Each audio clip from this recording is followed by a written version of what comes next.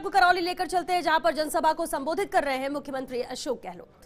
तो पंडित जी, विजय यादव जी, सगीर अहमद साहब, अशोक सैनी जी, हमारे पुराने साथी दलजीत सिंह जी, रामस्वरूप जी मीणा, मूलचंद जी मीणा, घनश्याम जी महर, महावीर जी बोरा साहब, दुर्गाधर जी शास्त्री जी, रविंद्र बोरा जी और तमाम उपस्थित नेतागण, उपस्थित बुजुर्गों, भाई और बहनों, नौजवान साथियों, मुझे खुशी है कि हम सब आज एक साथ में आपके सामने हाजिर हैं।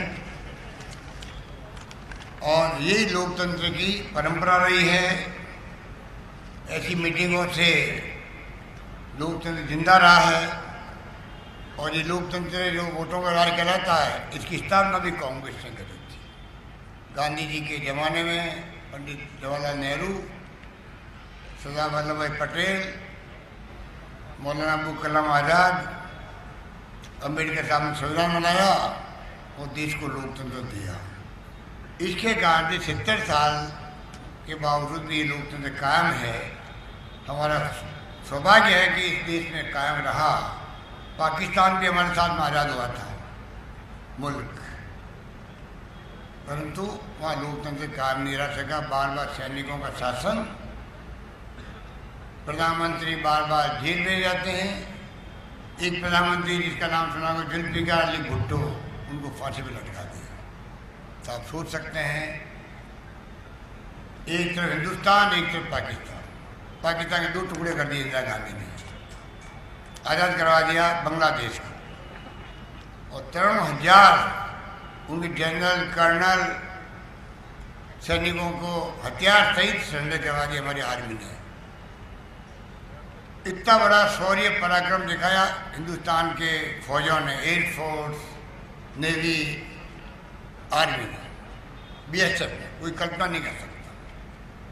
पर राजनीति उसके नाम से इंदिरा गांधी ने कभी नहीं करी कि मैंने बहुत बहादुरी काम कर दिया।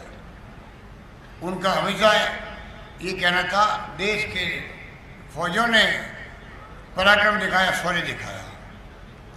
इतना फर्क है मोदी जी में और इंदिरा गांधी की सोच में, कांग्रेस की और बीजेपी की सोच के अंदर। ये राजनीति करते चुनाव जीतने के लिए, सेना के पीछे छिप करके जीतना चाहते चुनाव। हमें गर्व है कि हमारी सेनाएं लगातार सर्जिकल स्ट्राइक करती है। यूपीए गवर्नमेंट थी तब भी करती थी, अब भी करती है। फर्क इतना ही है, हम कहते नहीं थे, ये कहते हैं क्योंकि इनके अनुभव कम है। अनुभव कम होता है तो कई बार व्यक्ति उछलता है, वो नहीं मालूम रहा कि कहना चाहिए नहीं कहना चाहिए। ये स्थिति है। समझना पड़ेगा देश को, ऐसी बातें कही नहीं जाती है। पाकिस्तानी शेरशाह कई बार करता है हिंदुस्तान के लोगों के साथ में, जवाब देना पड़ता है उसको।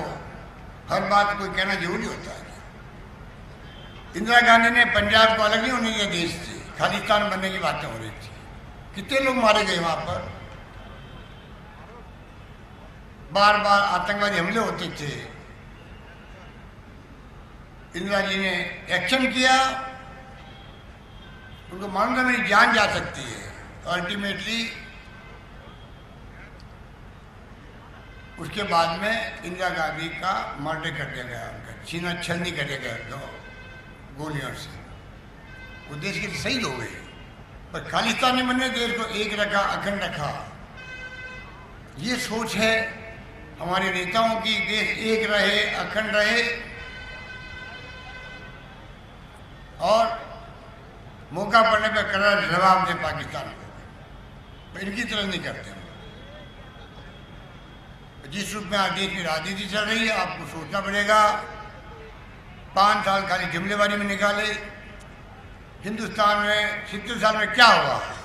ये बांग्लादेश बना, हमारी फौजों ने पराक्रम दिखाया, कुछ नहीं हुआ। खालिस्तान नहीं बनने दिया, कुछ नहीं हुआ। हम आत्मनिर्भर हो गए। पहले हम गेहूं की भीख मांगते थे अमेरिका से। हमारे किसानों के बलबूते में इंदिरा गांधी ने हरित क्रांति करी, श्वेत क्रांति करी, दूध का उत्पादन बढ़ाया, डेयरियां खोली, देश के जाल बिछा दिया।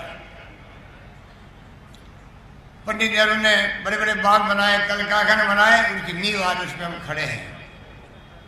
राजीव गांधी ने नई शताब्दी की बात करी, कंप्यूटर लेके आए, मोबाइल फोन लेके आए। अब हर हाथ में मोबाइल फोन है, दुनिया मुट्ठी में है नौजवानों के, उसको ही मोदी जी की पूरी टीम सोशल मीडिया के माध्यम से गुमराह करके नहीं पीड़ी।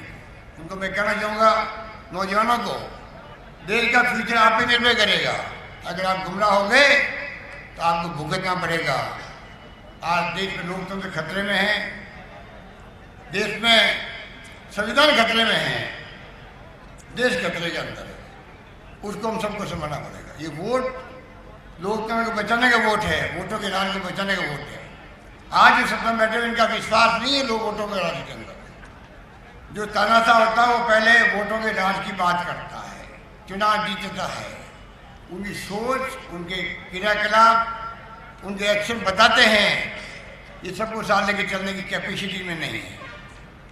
लोकतंत्र में अपने विपक्षी बात सुननी पड़ती है, आलोचना सुननी पड़ती है, संतुष्ट करना पड़ता है विपक्ष को, उसको लोकतंत्र कहते हैं। जनता का अधिकार है, वो प्रधानमंत्री की बुराई कर सकता है, मुख्यमंत्री कर सकता है, एमएलए कर सकता है, एमपी कर सकता है, वो लोकतंत्र होता है। आज क्या हो रहा है, आप प्रधानमंत्री की बुराई कर दो, सरकारी आलोचना कर दो, आप देशद्रोही हो जाते हैं। ये फर्क है। इसलिए मैं आपको अपील करना चाहूँगा कि बातें कहने को बहुत सारी है, मेरे पूर्व नेता कह चुके हैं। राजीव गांधी अभी योजना लेके आए न्याय की, गरीबों के लिए 6,000 रुपये प्रति माह मिलेंगे उनको, 72,000 रुपये प्रति साल मिलेंगे। बहुत बड़ी योजना ये, गरीबी हटाने के लिए खुद की आमदनी के अलावा मिलेंगे पैसा। किसानों का अलग बजट आएगा। आप कल्पना करो, किसानों का अलग बजट पेश होगा पार्लियामेंट के अंदर। इतिहास में पहली बार फैसला ऐसा हो रहा है। ये राहुल गांधी की सोच है। रेलवे का होता था, अब उसकी तरह किसानों का अलग बजट पेश होगा। स्वास्थ्य सेवाओं के लिए उन्होंने कहा कि विशेष हम ध्यान रखेंगे, हर व्यक्ति स्वास्थ्य सेवाओं का अधिकार रखे, कानून आधारित अधिकार देंगे आप। और राजस्थान गवर्नमेंट का आपको मालूम है, हमने दवाएं फ्री कर दी, पहले 600 दवाएं। अभी सरकार बनते हमने कर्जे माफ किए, कोऑपरेटिव के किए, भूमि विकास बैंक के किए, नेशनल बैंक के भी हम लोग कर रहे। चुनाव के बाद में जैसे ही कोड में करने खत्म होगा, उनसे बातचीत चल रही हमारी, राष्ट्रीयकृत बैंक के केंद्र की होती है। तो जो बकाया कर्जे हैं 2 लाख तक के एनपीए वाले, उनको माफ करेंगे, मैं निवेदन करना चाहता हूँ।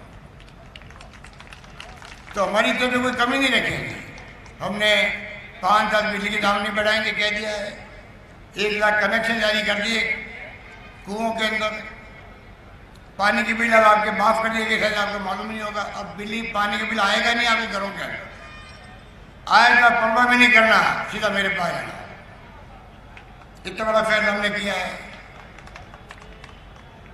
तो आप बता दीजिए, जो काम हमने वादे किए हैं, 3,000 रुपये हम रोजगार भत्ता दे रहे हैं बेरोजगारों को, 3,500 दे रहे हैं महिलाओं को या दिव्यांगों को दे रहे हैं।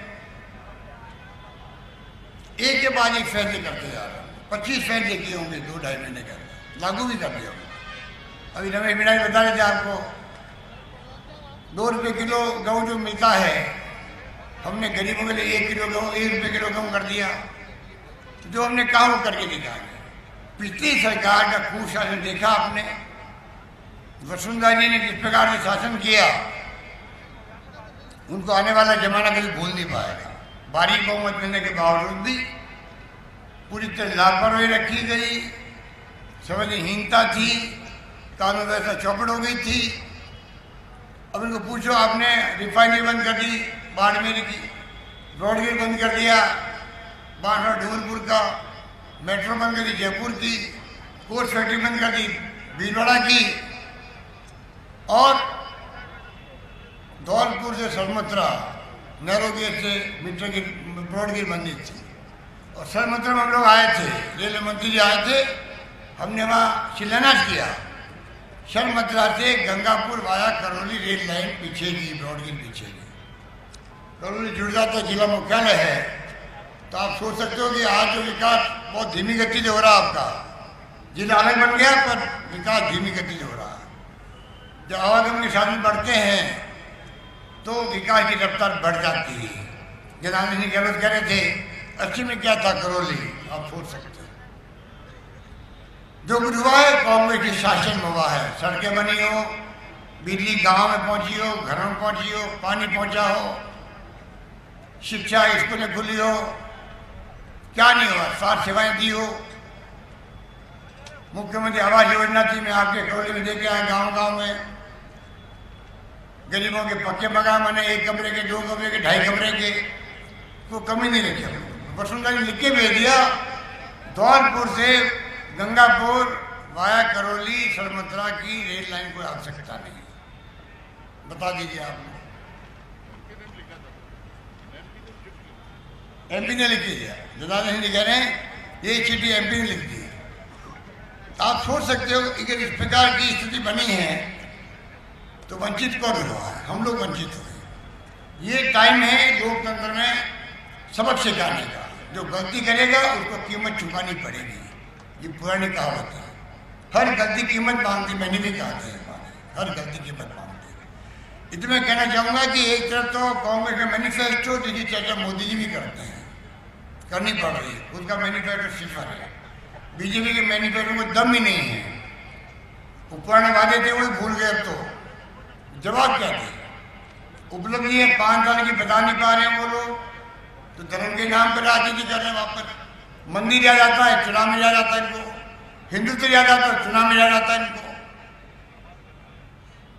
और राष्ट्रवाद, क्या आप सब बैठे हो हम राष्ट्रवादी नहीं है?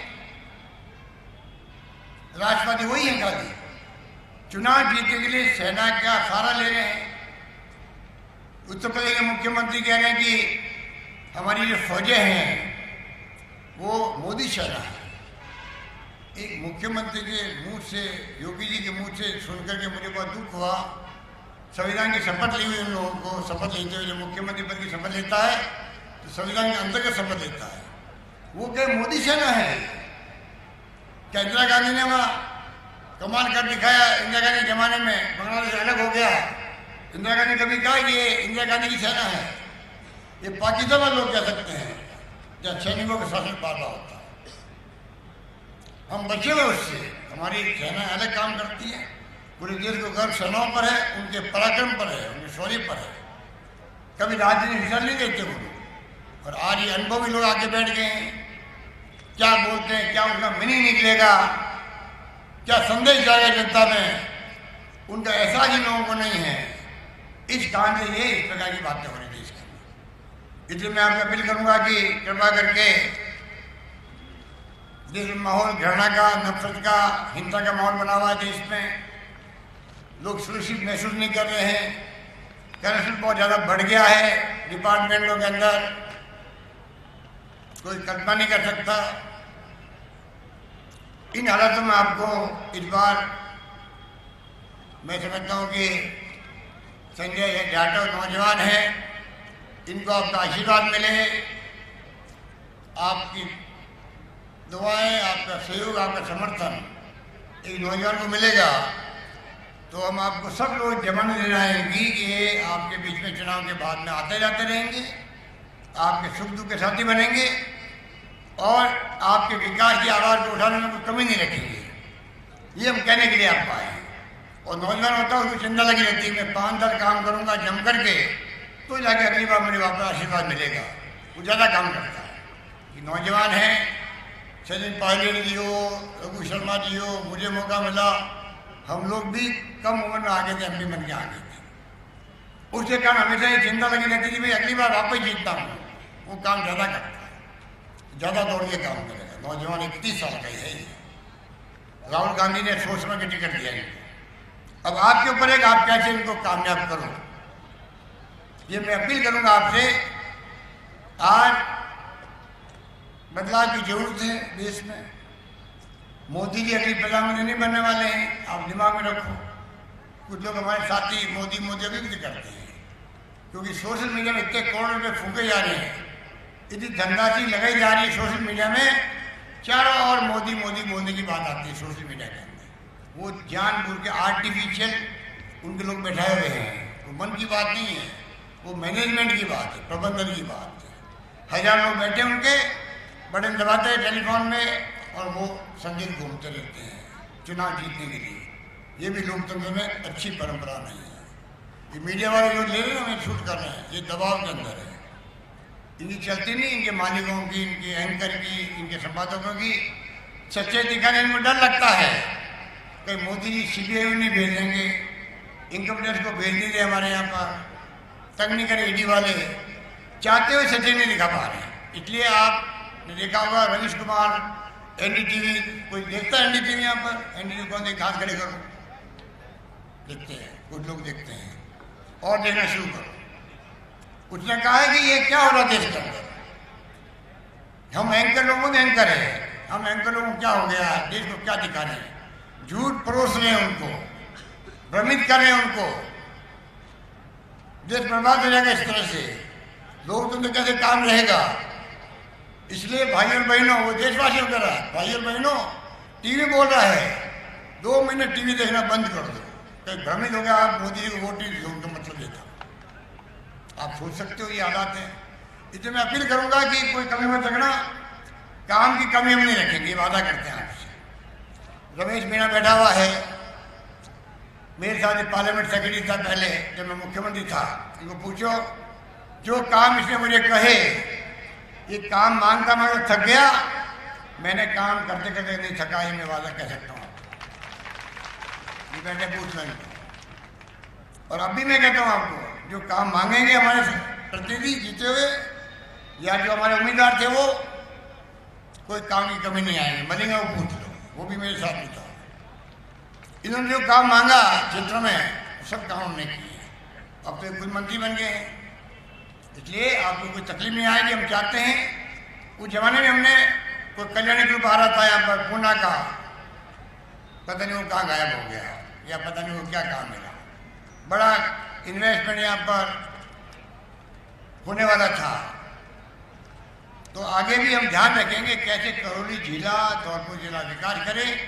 हम वसुंधरा की तरफ भेदभाव नहीं करते हैं। उन्होंने मेरे जोधपुर के साथ बहुत भेदभाव किया। जोधपुर का मुख्यमंत्री था, जानबूझ करके उन्होंने जोधपुर की उपेक्षा करी, और तो और स्मार्ट सिटी भी नहीं बनने दी उसको।